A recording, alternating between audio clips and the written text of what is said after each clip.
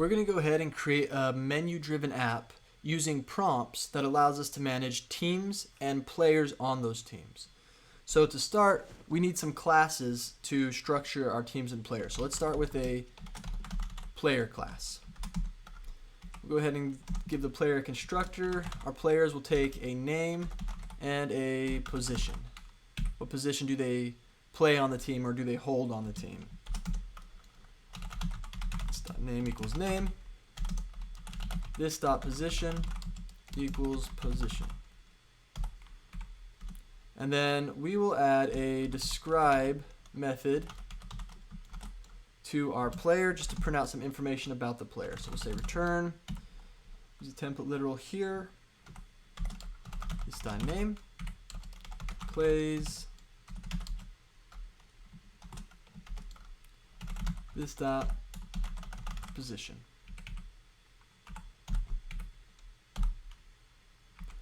There we go, and that should be good for our player class. We just want to be able to create a player that holds the name of the position and then describe that player.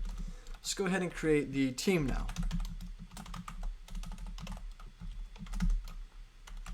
Constructor for the team. It's going to take just the team name.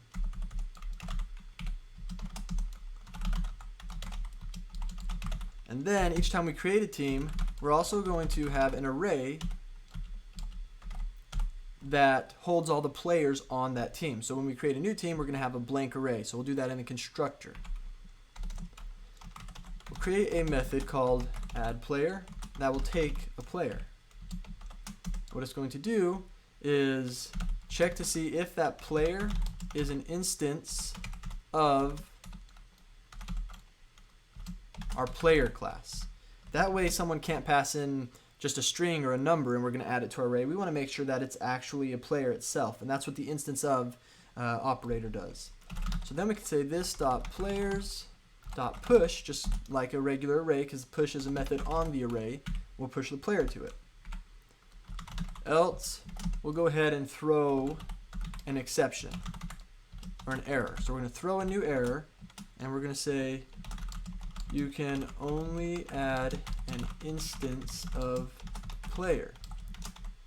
Argument is not a player. And we'll pass back out the argument. So this is a pretty detailed error message that will tell someone exactly what they did wrong in using this code. And we'll go ahead and add one more method here. We're going to add describe for our team. The describe method is going to do pretty much the same thing the describe method does in our player class. So we're going to return this dot name, say has this dot players dot length players. So we're going to print out the name of the team and how many players are on the team. Now let's go ahead and create another class, and this class is going to be the menu itself. It's going to be what drives our application and all the choices. So we'll call it menu. And on the constructor of our menu, we're not going to take any arguments, but we're going to initialize our teams, which itself is an array of teams because we can have multiple teams inside this application. And we're also going to create a variable for whatever team we have selected, because when we're managing teams, we're going to be managing one team at a time. So we want to know which team is selected. And we're going to set that equal to null to start, because when we start, no teams are selected. We're going to add a method onto our menu, which is start, and that's basically what's going to start up the menu application. It's going to be almost the entry point to our application. And we're going to say let selection equal this dot show main menu options. So we're going to start using methods that don't exist yet, and to build out our menu, what we think it's going to look like, and then we're going to implement those methods. This is called a top-down development approach, where you start at the top and you say, all right, we need to build these methods. This is where they're going to be used. And then we go and we start implementing those methods. So we're going to say while selection does not equal 0. So the selection is a variable we're going to use to get user input of what option in our menu has the user selected. And this method right here is going to return the selection that the user gives us. So we're going to go ahead and while the user hasn't exited, we'll use 0 for exiting. While the user hasn't exited, we need to determine what they selected and do something based off of it. So we're going to use a switch here. We're going to take a look at the selection, and we're going to go ahead and say, okay, so if they selected 1, whoops. If they selected 1, then we're going to create a team. Again, this method doesn't exist yet. We're using it as a placeholder, and then we're going to go back and implement it. If they've selected 2, then we're going to view a specific team.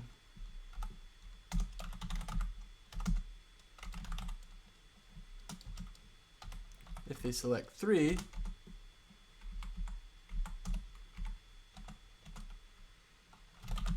we're going to be deleting a team. And if they select 4, then we're going to go ahead and display a team. Or display all the teams.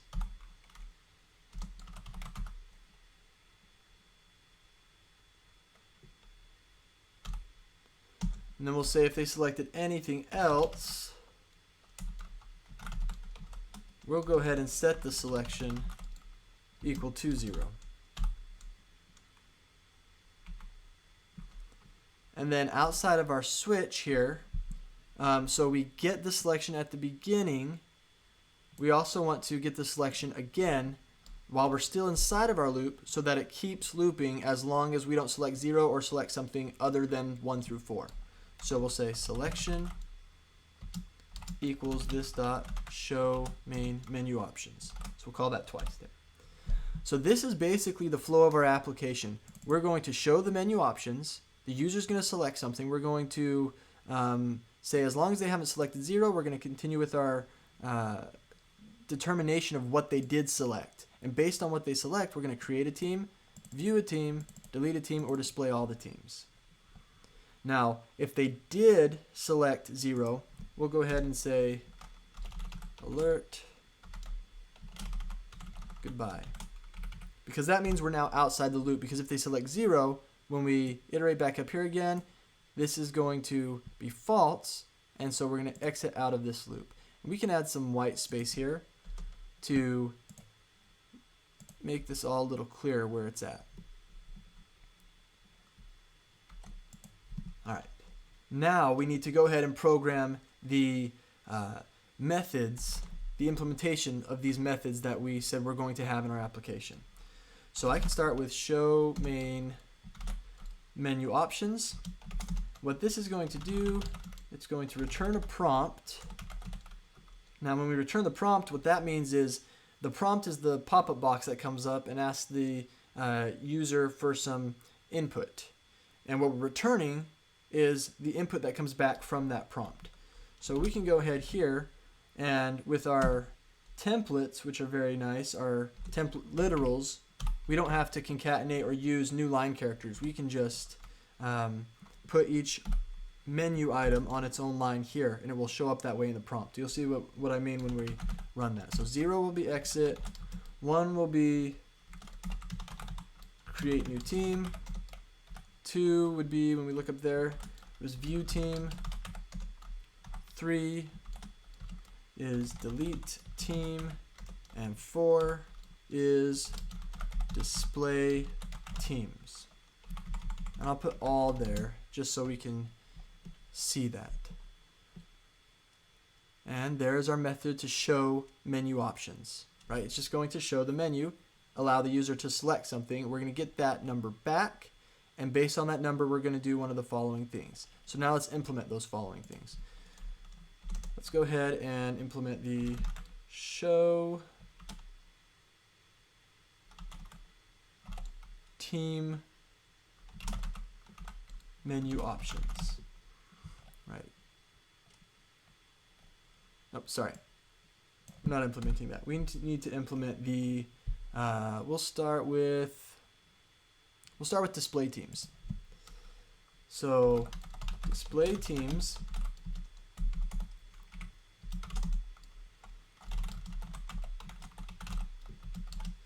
we're going to start with a blank string here, because what we need to do is we need to build a string that has all the information for the team so we can put it up in a message box or a prompt. So we're going to start with a blank string, and we're going to say for I equals 0, I is less than this dot teams dot length. So this dot teams, remember we're in the menu class here. This dot teams is our list of all the teams that exist. So we're going to iterate through this dot teams. Go ahead and add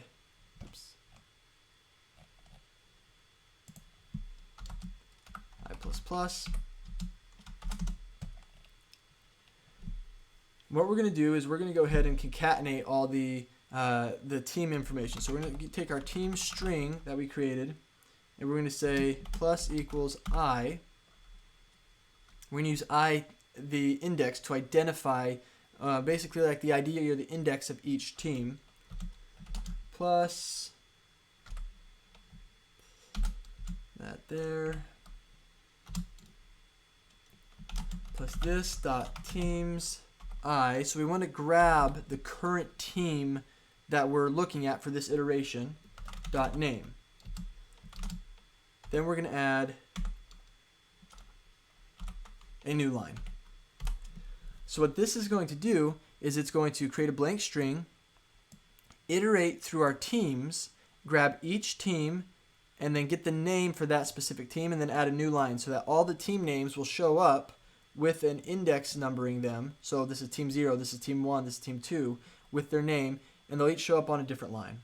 And then what we're going to do is, after we've created that string fully, so once we get through the for loop, outside the for loop, we're going to go ahead and alert our team string.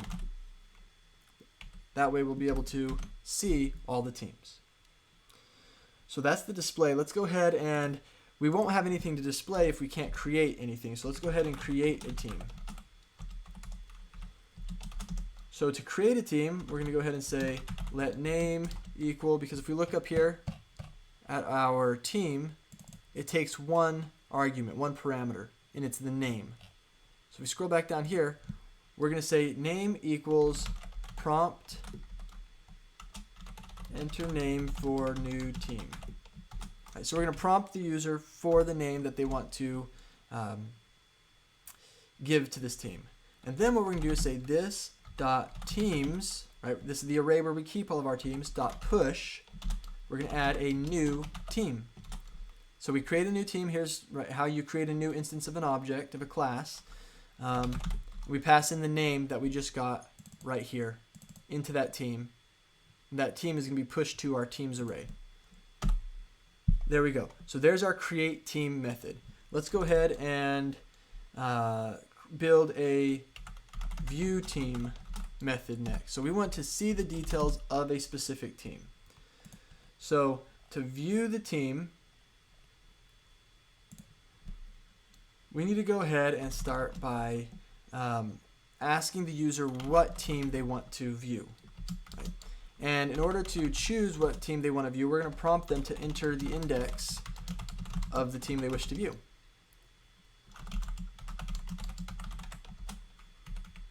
Once we get that index, we're going to be able to find the team. Right? So let's add a little bit of validation here. Let's say if our index is greater than -1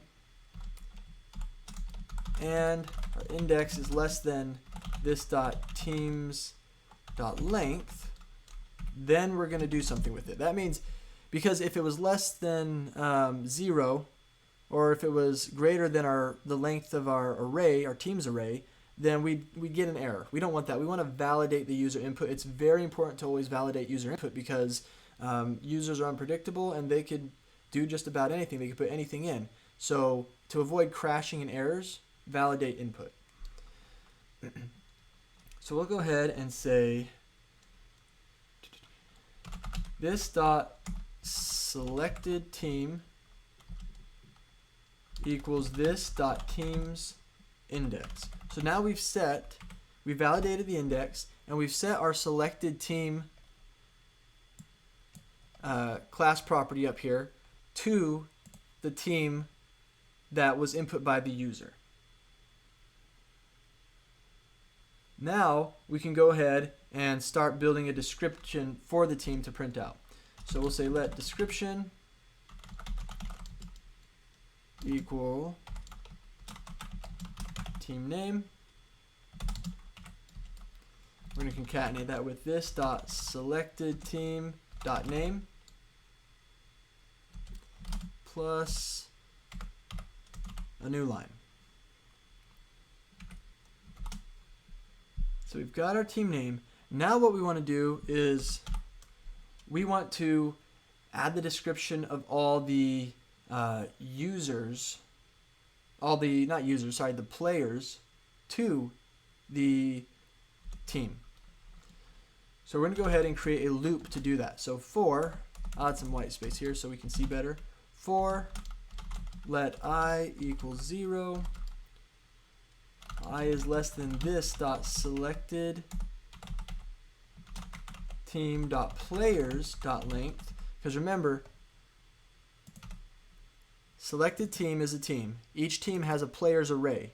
So we're looking at that players array and we're going to iterate through it. So we have to get the length from that array. I++. Then we'll go ahead and say, in here we're going to add on to our description. Description plus equals I, right? We want to print out the index for it. Plus, add that.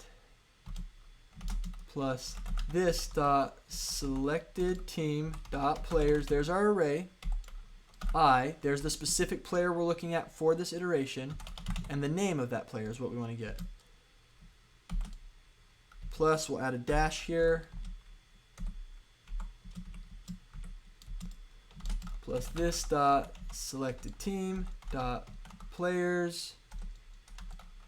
We're referencing the same player again. Dot position. Plus a new line. This is pretty long, so I'm going to go ahead and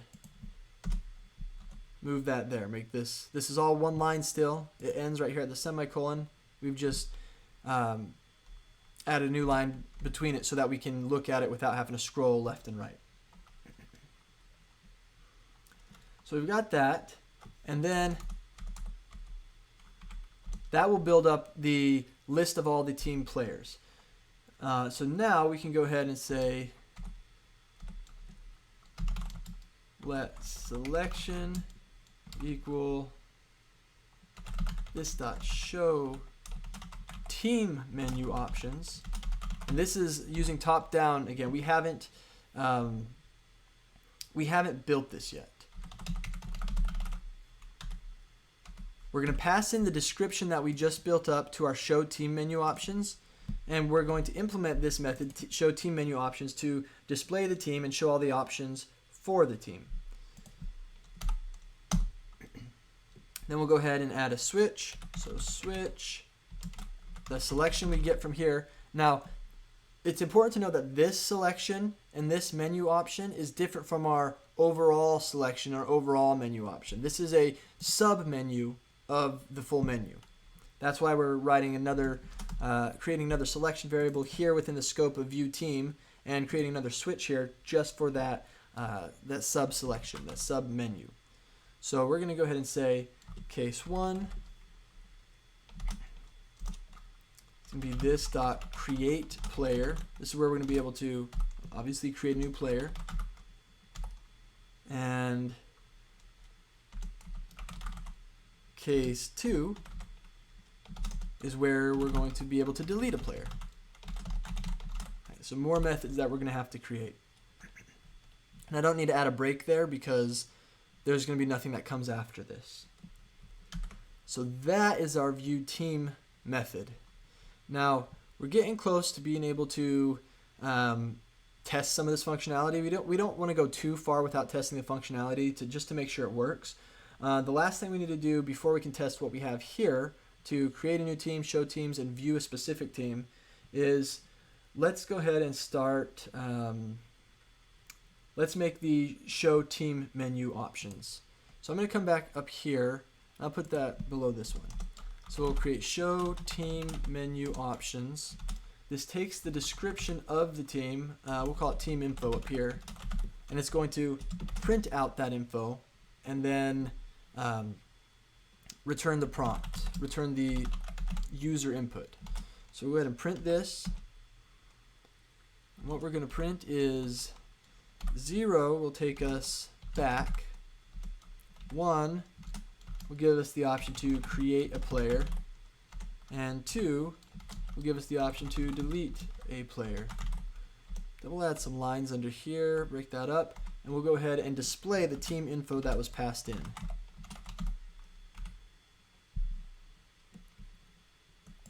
Semicolon there.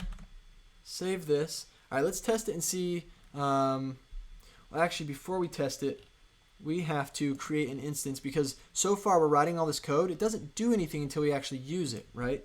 So we need to create an instance of our menu. So we'll go ahead and say let menu equal new menu. And then we'll go ahead and say menu.start, which is that method that shows everything. So if we come in here now and open this up,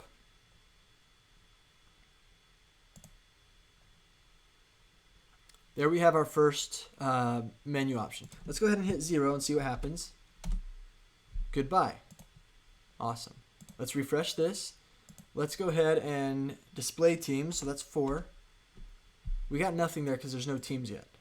Let's go ahead and create a team, which is 1. Enter the team name, my new team. There we go. Let's display all teams. We can see my new team. So if we add another team, so 1, create new team, another team, and 4 to display all teams, we've got both of our teams there. Now we can go ahead and try view a team. What team do we wish to view? Let's do 0.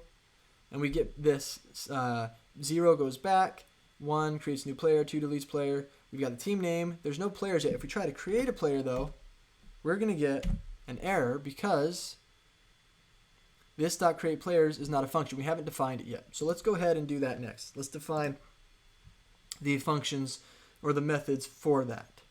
So go ahead and do that right down here. Here's this method. Make sure we go outside the method. Always make sure that what we're adding is outside the method. It's not within another method right here if it doesn't need to be. And we're still within our class, so we have access to it. So we'll go ahead and add the create player method here. And we're going to go ahead and say index equal, create player, let name equal prompt, enter name for new player,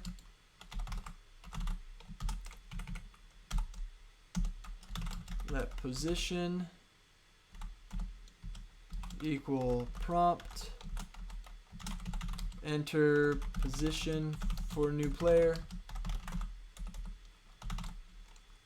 Then we're going to be able to take the name and the player and create an instance of the player and push it to whichever team is selected. This selected team players, and this is why we really use the selected team variable, is so that we can know at any time what team selected and we don't have to pass around that information. We can just reference it. So we know what team is selected, so we can call selected team players push and push a new player. And we pass in the name that we just got from the user and the position that we just got from the user. Position. And that's all we have to do to create a new player. Now let's go ahead and add a little bit of code to delete a player if we need to. Delete player is going to say index equal prompt, enter the index of the player you wish to delete. And then we're going to go ahead and validate that. We'll say if index is greater than -1 and index is less than this dot selected team dot players dot length. Then we'll go ahead and remove that with this dot selected team dot players dot splice index, and we're only going to remove one element. So the element at position index, we're going to remove it. So let's test out these pieces of functionality now. We'll come here, we'll refresh this, we'll create a new team with 1. The new team will be my team, and let's view that team. Should be 0 because the first one created. Create a player for it. Sam is the forward, and we'll view the team. Team 0. There we can see I've got Sam forward there. Let's create a new player. Tom is the center. We'll view the team by 2. It's index 0. We've got them both there. I can delete a player. Let's delete Sam. There we go. We'll view the team again. Position is 0. We can see Tom is now there at position 0. So that's working. We can go back, we can exit. We got goodbye. So we're starting to get somewhere with this. The last few things we need to add would be the ability to delete a team. Let's look. We've got view team, we've got create team, we've got display teams. So delete team is the last one that we have not yet coded. So let's go ahead and do that. We'll add delete team down here. And actually we'll keep it right here with the other team methods. So delete team, we're going to say it's going to be basically the same code as our delete player, very similar. So we're going to prompt the user, enter the index of the team you wish to delete. We'll validate that if index is greater than -1 and index is less than this dot teams dot length. Then we're going to go ahead and say this dot teams dot splice index 1. There we go. That's the last thing we need to do. Let's go ahead and test deleting a team.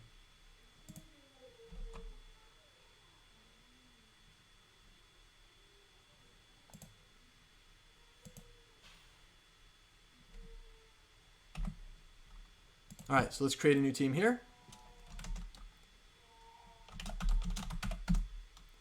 Let's view our teams. So display all teams. We have it there at 0. Let's delete a team. 0. Whoops, that's not going to do anything. Let's view all our teams again. We still have it. Let's delete the team. And view all our teams now. And it's gone. So we've created a fully functional menu-driven app with these options.